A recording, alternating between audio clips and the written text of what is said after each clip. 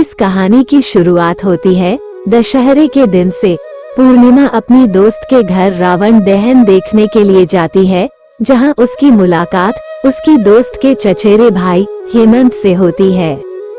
दोनों एक दूसरे को जानते हैं और फिर दोनों की दोस्ती हो जाती है। हेमंत से ये मुलाकात पूर्णिमा के लिए कुछ नया लाई थी। अब तो हेमंत से पूर्णिमा का मिलना जुलना बढ़ गया और कुछ दिन बाद और देखते देखते वो दोनों अच्छे दोस्त बन गए। हेमंत और पूर्णिमा की यह दोस्ती बहुत आगे बढ़ती गई और अब तो हेमंत को पूर्णिमा से प्यार हो गया था और उसने पूर्णिमा से अपने प्यार का इजहार तक कर दिया। हालांकि पूर्णिमा थोड़ा असहज हुई, क्योंकि उसके जीवन के इस खालीपन में ऐसा पहली बार हुआ था कि किसी के वो इतने करीब आई थी और उसका प्यार का इजहार उसके सामने करना, ये सब नया था पूर्णिमा के लिए। पूर्णिमा ने तब तो कुछ नहीं कहा, बाद में हमेशा हेमंत के बारे में सोचती और अपने मन में ख्वाबों को बुनती रहती। कई बार तो उसने यह बात हेमंत से भी साझा की और जो बात आगे बढ़ी तो पूर्णिमा के इस खालीपन की जगह पर हेमंत का ऐसा असर हो गया था कि अब तो पूर्णिमा को भी हेमंत से प्यार हो गया। अब दोनों की प्यार परवान चढ़ने लगी थी और दोनों के प्यार की ऊंचाई आसमान छूने लगी थी। बात लोगों तक पहुंच गई थी और बात इतनी बड़ी कि खबर दोनों के परिवार के दहलीज तक आ गई थी। बात जब पूर्णिमा के परिवार तक पहुंची तो पूर्णिमा के परिवार वालों ने पूर्णिमा को काफी समझाया। परिवार की मान मर्यादा, इज्जत व न जाने कितने कितने ताने दिए। कई बार तो परिवार के लोगों ने पूर्णिमा के ना मानने पर उसे मारा तक, उसे शारीरिक और मानसिक रूप से प्रताड़ित किया। पर कहते हैं ना, प्यार के लिए ये बहुत छोटी सी चीज है और शायद इसीलिए पूर्णिमा का प्यार के सफर में उसका कदम का पीछे ना हटना इसकी गवाही देती है। सामाजिक रूढ़िवादिता व परिवार के लाख कोशिश करने के बाद भी जब ये रिश्ता नाकाम होता नहीं दिख रहा था तो इन दोनों के पक्ष में एक दलीलें थी कि दोनों एक ही जाति व समाज से थे। जब दोनों के इस रिश्ते को नामंजूर करने की सारी कोशिशें नाकाम हो गई तो दोनों की सगाई करवा दी गई। इसे पूर्ण रूप से दोनों के प्यार की जीत तो नहीं कह सकते, पर हाँ, यह एक पड़ाव तो जरूर था शारीरिक व मानसिक प्रताड़ना से छुटकारे का। ये एक पड़ाव तो जरूर था समाज के लोगों से मिलने वाले ताने का, और ये एक पड़ाव तो जरूर था उनके मिलने जुलने पर लगी हुई पाबंदी का। बहरहाल दोनों अब एक ऐसे रिश्ते में बंध चुके थे जहां वो अपने शादी के और आने वाले कल के जिसमें वो साथ होंगे के ख्वाब संजो रहे थे। पर कहानी का ये सफर यहाँ पर खत्म नहीं होता। कहते हैं ना, नियति जिंदगी के पड़ाव को कब आखिरी पड़ाव बना दे यह कोई नहीं जानता। कल गणगौर है। आज पूर्णिमा बहुत खुश थी कि कल गणगौर है और हेमंत उससे मिलने आने वाला है। बात थोड़ी सामान्य होने लगी थी और घर के लोग भी थोड़े बहुत खुश हैं। पूर्णिमा खुद को संवारती है, बार बार आईने में खुद को निहारती है। आज बहुत खुश है, मानो चकोर को चांद से मिलने के सारे विघ्न खत्म हो गए हों, सारे इंतजार खत्म हो गए हों। हालांकि अब तो इंतजार था कल का। पूर्णिमा के लिए ये पल मानो एक दिन का नहीं, हजारों हजारों वर्षों का था। वह प्रतीक्षा में एक एक पल को बड़ी ही कठिनाइयों से बिता रही थी, लेकिन मन में मिलने की उत्कंठा व आशा थी। पर आज वह बहुत खुश थी। वहीं दूसरी ओर हेमंत पूर्णिमा से मिलने के लिए अपने वहां से निकलता है और दुर्भाग्यवश रास्ते में हेमंत के साथ एक दुर्घटना हो जाती है और उनकी मौत हो जाती है। इस बात से बेखबर पूर्णिमा उनके लिए प्रतीक्षारत हैं। पूर्णिमा के परिवार वालों ने पूर्णिमा को ये बात नहीं बताई। इधर हेमंत अंतिम यात्रा पर चलने को तैयार है। उनका दाह संस्कार होने वाला है तो उधर दूसरी और इन सब से अनजान पूर्णिमा उनके इंतजार में व्याकुल है। उसका मन बेचैन है अपने हेमंत से मिलने के लिए। शायद अंतिम यात्रा में वो हेमंत के साथ हो सकती थी, क्योंकि हेमंत अब इस सफर से लौट बहुत दूर जा बैठे हैं। हेमंत का दाह संस्कार हो जाता है, किंतु पूर्णिमा अपने हेमंत के इस आखिरी सफर और उसके लिए आरंभ एक दर्दनाक सफर से अब भी अनजान, एक कभी खत्म न होने वाले इंतजार में ही रहती हैं। इधर हेमंत की मौत की खबर से अनजान जब पूर्णिमा को उसकी मौत की खबर मिलती है तो पहले तो वह इस बात को स्वीकार ही नहीं कर पाती है। वो ये सदमा बर्दाश्त नहीं कर पाती है। उसका मानसिक संतुलन इतना बिगड़ जाता है कि अब वह जोरों से चीखती है, चिल्लाती है और उसकी जुबान पर एक ही लफ्ज बार बार आता है कि मेरा हेमंत कहीं नहीं गया।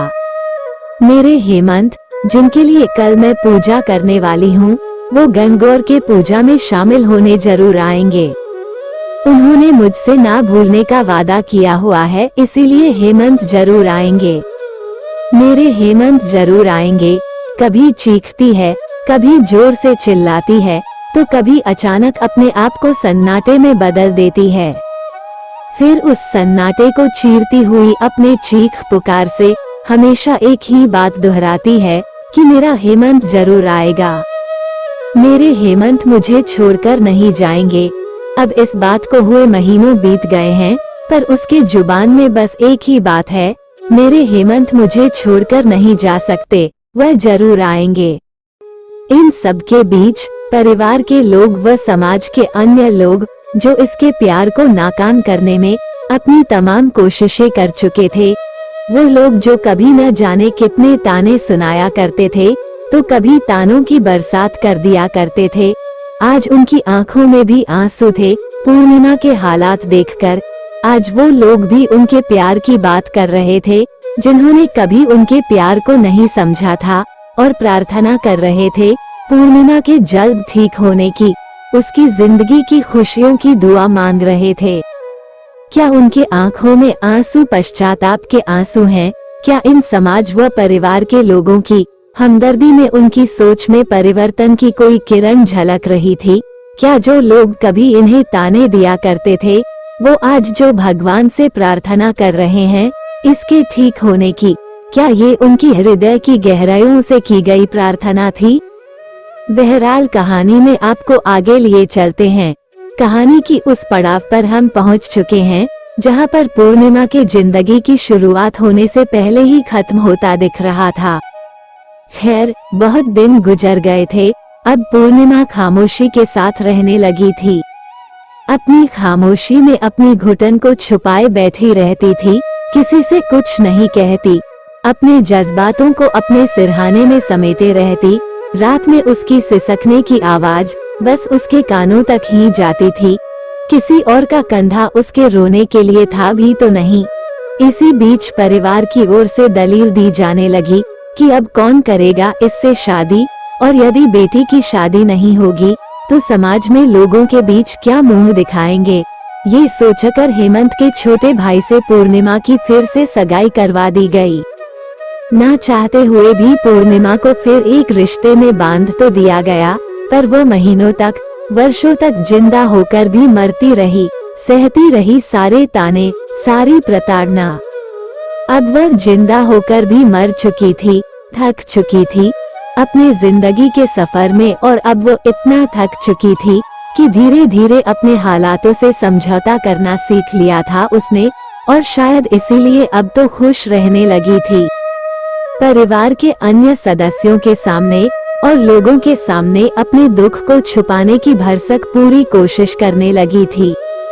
फिर शुरू हो गई इस समाज के अन्य लोगों की अपनी अपनी पूर्वाग्रह तथा दलीलें। फिर से लांछन लगाना शुरू कर दिया गया और प्यार का मजाक बनाने का एक और नया हथकंडा मिल गया शायद उन्हें। अब उसकी खुशी पर न जाने कितनी बातें गढ़ने लगे कि देखो कितना खुश है, मानो कुछ हुआ ही ना हो। ध्यान रहे ये वही लोग हैं जो कुछ ही समय पूर्व पूर्णिमा के हालातों पर आंसू तक बहा रहे थे और भगवान से प्रार्थना की थी उसके जल्दी ठीक होने की। आज वही लोग इस पर चरित्रहीनता के आरोप मढ़ रहे थे। इन सभी बातों ने उसके जीवन में पुनः वही सारी विपदाओं को ला खड़ा किया जो उसने पहले देखी थी। मानो उसके जीवन में दुखों का साया फिर से आ गया। उसके हंसते खेलने वाले जिंदगी में फिर से दुखों का बवंडर आ गया। अब वो फिर से टूटने लगी। समाज ने तो यहाँ तक कहना शुरू कर दिया कि इसने जो कुछ भी किया था वह नाटक था। वो सारा प्यार, वो सारा दुख तो दिखावा था, वह तो महज एक छल था। और पूर्णिमा से अब उसके ससुराल वालों ने फिर से सगाई तोड़ दी, ये कह कर कि हमारे एक बेटे की मौत की जिम्मेदार यही है, अब दूसरे को न मार दे। इसके कारण हमारे मान सम्मान, इज्जत को ठेस पहुंची है और साथ ही ठहरा दिया अपने ही बेटे के मौत का जिम्मेदार।